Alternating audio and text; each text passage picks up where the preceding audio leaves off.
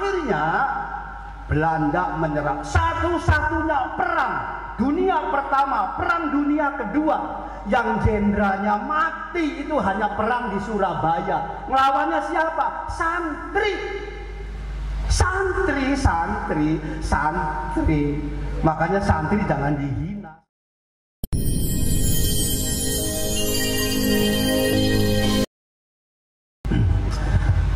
Kenapa harus ada hari santri? Kami dari pengurus PW se-Indonesia tahun 2016 mengusulkan kepada pengurus besar Nahdlatul Ulama dan seluruh Banom terutama RMI untuk menjadikan salah satu hari nasional atau yang disebut dengan Hari Santri Nasional. Itu bukan perjuangan yang sangat mudah, tantangannya begitu banyak. Mohon maaf ini, ada beberapa fraksi di DPR waktu itu sangat keberatan untuk ditetapkannya Hari Santri Nasional. Kang Khalil, boleh nggak saya sebutkan fraksinya di sini? Boleh. Kan internal kan? Ini internal ini. Yang nggak setuju ada Hari Santri Nasional itu dua. Yang nggak setuju dan menolak. Pertama adalah fraksi PAN, yang kedua fraksi PKS. Sampai sekarang belum mengakui. Nggak apa-apa kan? Sejarah biar Anda ini tahu. Orang NU kok nyebrang. Nah ini sampai sekarang. Tapi kemarin terakhir sekarang ini Ketua Umum PAN Zulkifli Hasan sudah bergabung menjadi santri. Jadi alhamdulillah sudah masuk santri PAN sekarang. Muhammadiyah. Ini saya yakin ibu-ibu yang hadir apalagi nggak ada yang tahu kenapa hari santri. Jangankan ibu-ibu, pengurus NU-nya juga nggak banyak yang nggak ngerti sejarahnya kenapa harus ada hari apa? Santri.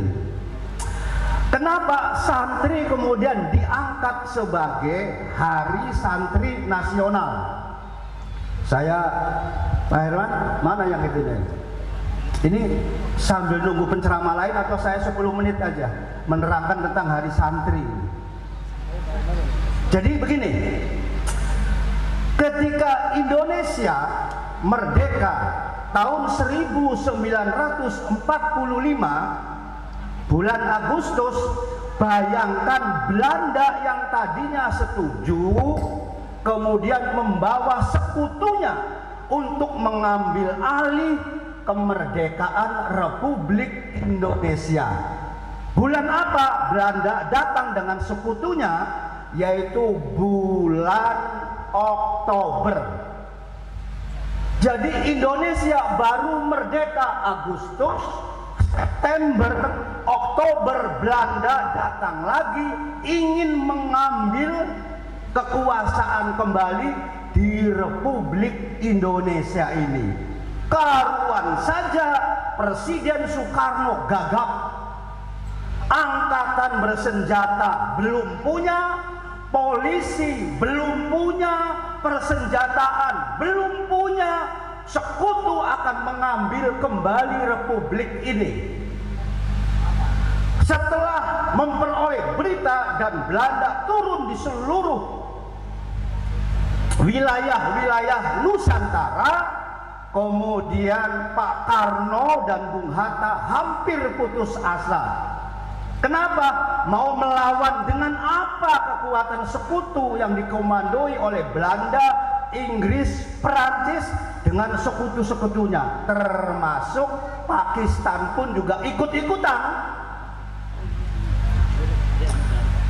Setelah kedatangan Belanda, sekutu itu, kemudian Pak Karno memanggil Wahid Hasim, Kiai Wahid Hasim, bapaknya Gus Dur, kemudian memanggil Panglima Sudirman utusannya dan memanggil Ahmad Nasution, Jenderal Nasution. Coba sampean datang ke Tebu Ireng, minta fatwa, minta bantuan kepada Hadratus Syekh Kiai Haji Hasyim Asy'ari. Untuk apa? Untuk membendung pengambilan kembali kolonialisme dan penjajahan itu. Subhanallah, kalau cerita ini kita baca dalam buku-bukunya sebutnya sangat merinding sekali ini. Begitu utusan datang ke Mbah Hasyim Asy'ari, kemudian kata Mbah Hasyim, tunggu, saya mau memanggil para kiai, para ulama. Tanggal 28 September, wakila tanggal 22 Oktober, Kiai Hasyim Asy'ari kumpul di puncak mengumpulkan kiai-kiai. Bagaimana sikap kiai ini? Terutama pengurus Nahdlatul Ulama. Kiai sepakat bahwa melawan kolonial sekarang hukumnya wajib dan sepakat jihad fisabilillah. Singkat cerita, akhirnya Mbah Hasyim Asy'ari membuat teks yang bernama Resolusi Jihad. Tepatnya kumpulnya tanggal 22. Seluruh kiai dikumpulkan karena belum ada komandan ABRI, belum ada angkatan bersenjata. Kata kiai, siap, saya ingin memperjuangkan Indonesia sampai titik darah penghabisan. Kemudian ada ikon yang namanya Hubbul Waton minal iman, cinta tanah air bagian daripada iman. Itu kata Kang Said, bukan hadis, itu bukan. Itu adalah slogan untuk memberikan semangat. Seluruh kiai siap tempur semua. Kemudian ditetapkan bahwa 10 November kita akan bertempur habis-habisan melawan sekutu Belanda, yaitu di Surabaya. Nah, Kiai Hasyim Asy'ari dibujuk oleh kiai-kiai, ayo kiai cepat kita perang melawan Belanda. Jangan dulu, nanti kita menunggu panglima besar yang akan memimpin perang resolusi jihad tanggal 10 bulan November. Siapa kiai itu yang panglima besar perang itu? Yaitu 1, Kiai Abbas Buntet Cirebon. Wakilnya adalah Kiai Abdul Halim Majalengka. Makanya sampai jangan macam-macam sama orang Cirebon itu. Sedikit salah ngeledek orang Cirebon. Orang Cirebon itu jasanya banyak loh, nasional. Emang, makanya sampai jangan hati-hati. Makanya tadi Pak Herman saya nanya, ini acara NU atau acara Arisalah? Kalau acara Arisalah saya pulang. Nggak ada kaitannya, Arisalah, NU. Ini masang gambarnya aja salah. Di Hozin taruhnya di atas. Salah ini. Kalau di Arisalah boleh. Kalau di NU tinggi yang saya. Tepuk tangan. Biar kalian tahu tentang ke-NU-an, ini bukan urusan Al-Baqiyatus Sholihat. Saya datang ke sini bukan ke Baqiyatus Sholihat tempatnya, karena saya dipanggil atas nama NU. Kalau nggak acara NU, ngapain acara begini? Nggak level. Bener nggak level acara begini-gini doang. Saya orang PW diundang cuma nyaksin nenek-nenek begini. Ngapain saya? Ya biarin murid saya juga, ini bukan urusan Arisalah, urusan NU saya. Pulang. Udah pulang nggak apa-apa, saya sumpahin nanti suaminya kawin lagi. Pulang. Biasa kalau saya belum sarapan begini Pak Herman. ceramahnya kurang itu. sajen. Tadi orang datang aja nggak dikasih kopi saya. Sajennya telat. Nggak di kopi. Ini Pak Herman belum tahu kalau saya ini mantan Katib Suriah PWNU DKI, pejabat tinggi sebetulnya kalau di NU. Biar pada tahu nih Ustadz Tatang ini, NU ya NU, taklim ya taklim. Saya juga kenal dengan Pak RW itu Baitul Maghfirah tadi malam saya ngajar. Tapi di sana saya kedudukannya guru ngaji. Jadi nggak jadi masalah kalau saya berbicara NU ya NU. Bodoh amat, master apa. Nah, akhirnya terjadilah peperangan yang sangat tidak seimbang. Belanda, Prancis, Inggris semua dengan alat yang sangat lengkap. Pesawat diturunkan, diprovokasi. Surabaya radius 70 kilo bahwa umat Islam bangsa Indonesia harus menyerah. Tetapi kemudian Mbah Hasyim Asy'ari memanggil seorang pemuda yang suaranya sangat keras dan kuat. Panggil Sutomo, suruh ke sini. Sutomo itu Bung Tomo. Bung Tomo suruh berpidato di RRI. Memberikan semangat. Pidatonya kalau nggak salah begini nih, wahai banteng-banteng muda, teruskan perjuangan sampai titik darah penghabisan. Kita masih punya kiai, kita masih punya NU. Lawan walaupun senjata tidak seimbang, mereka pakai pesawat, mereka pakai tank, kita cukup menggunakan bambu runcing. Apa yang kalian punya bawa. Subhanallah, orang saya mah nasionalis religius, jadi paham tentang tata negara itu, paham biar begini juga, paham sejarah itu. Nah, akhirnya apa? Pesawat melemparkan bom-bomnya. Kiai Abbas actionnya sangat luar biasa. Ambil tasbih, zikir hijib nasornya, dikeluarkan, tasbihnya diputer, kemudian dilemparkan ke pesawat dan pesawat pada meledak, jatuh. Dan sampai sekarang kalau Anda jalan ke Eropa, ke Den Haag, lihat pertempuran yang paling mengerikan di dunia adalah 10 November. Sejarah mencatat, dan sampai sekarang orang Eropa, orang Amerika itu sangat takut. Takutnya bukan ke ABRI Indonesia, bukan. Takutnya bukan dengan angkatan bersenjata, bukan. Orang Eropa, orang Amerika takut sekarang itu takutnya sama orang yang pakai sarung, pakai baju koko. Itu fakta. Anda kurang baca sih, susah. Kurang gaul, bacanya kurang jauh. Jadi apa? Kurang jauh. Yang sampai sekarang itu Amerika diajak komplit, ayo perang. Tapi kata Amerika, ngeri melawan Indonesia itu bukan persenjataan ABRI-nya, bukan. Kalau nanti yang pakai baju koko, pakai sarung turun, itulah yang menjadi trauma besar. Siapa yang pakai baju koko, pakai sarung itu? Coba dihitung, Kang Ruhi pakai sarung, Pak Ustadz pakai sarung. Ini kayak Pak Herman nggak ditakutin pakai gamis, nggak ada. Paling gamis itu buat demo doang, buat demo sampai takbir di Monas. Nasi bungkus, oh traktir. Nah, faktanya satu-satunya perang dunia pertama, perang dunia kedua yang jenderalnya mati itu hanya perang di Surabaya. Ngelawannya siapa? Santri.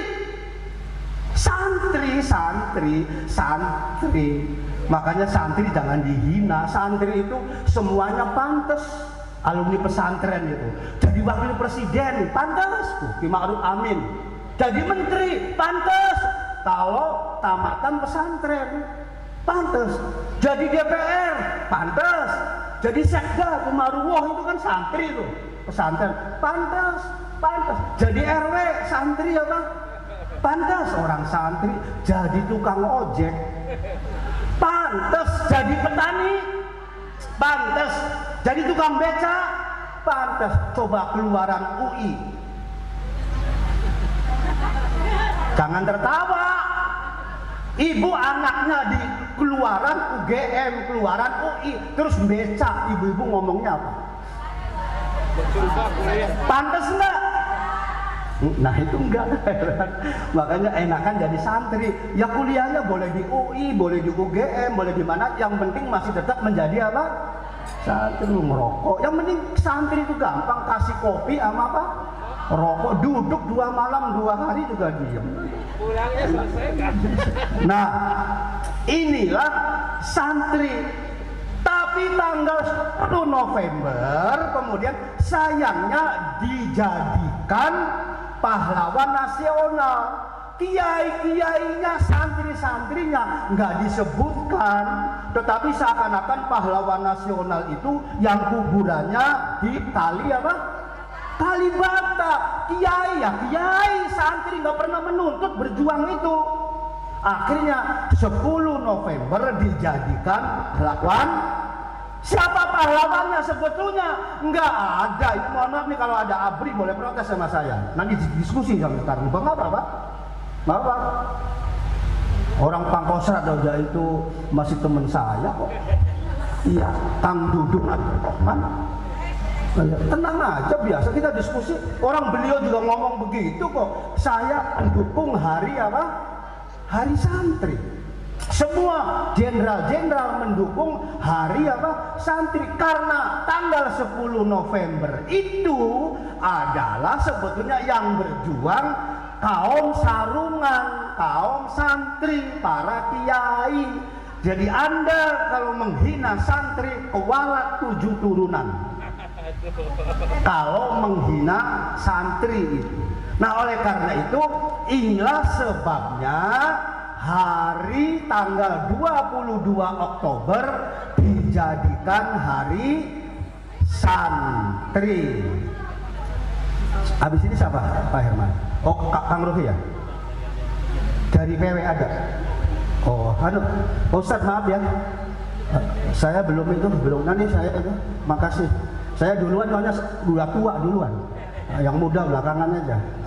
Yang belakang masih itu. Nah santri itu kalau dalam bahasa Arabnya ada 5 huruf: sin, nun, ta, ro, ya.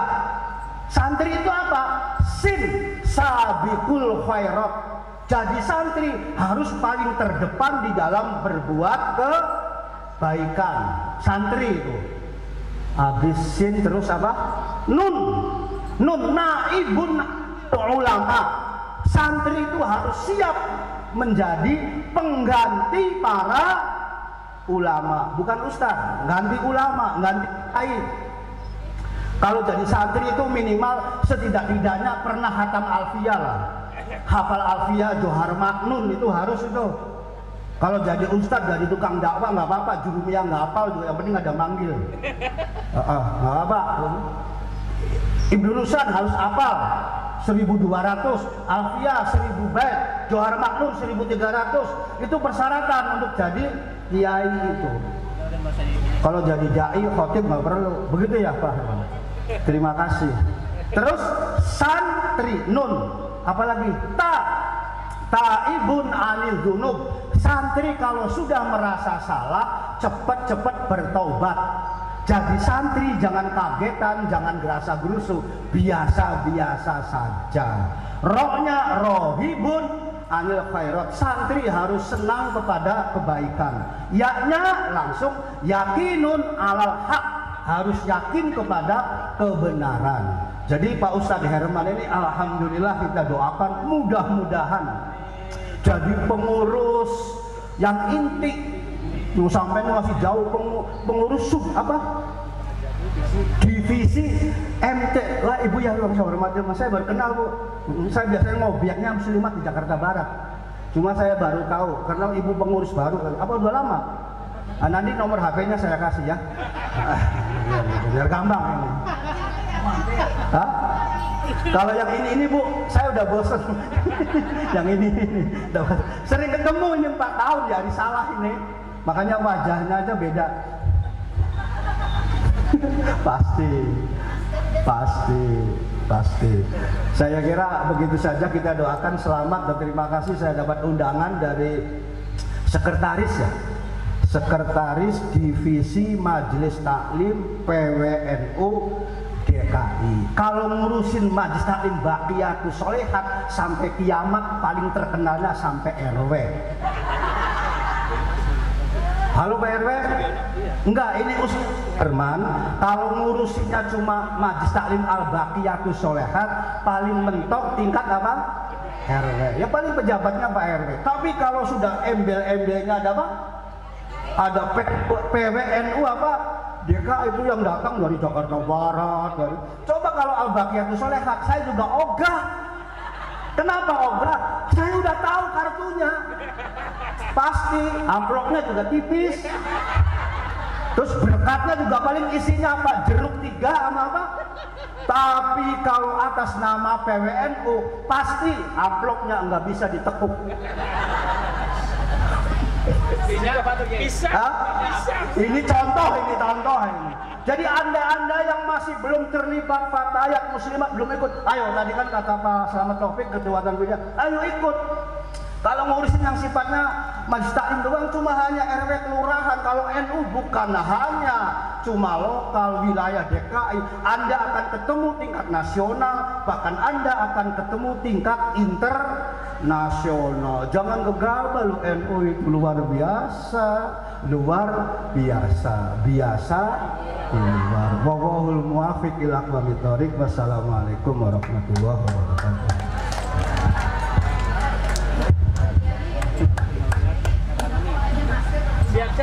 Terima kasih kami ucapkan kepada Al Mukarram Kiai Haji Ahmad Azhari MA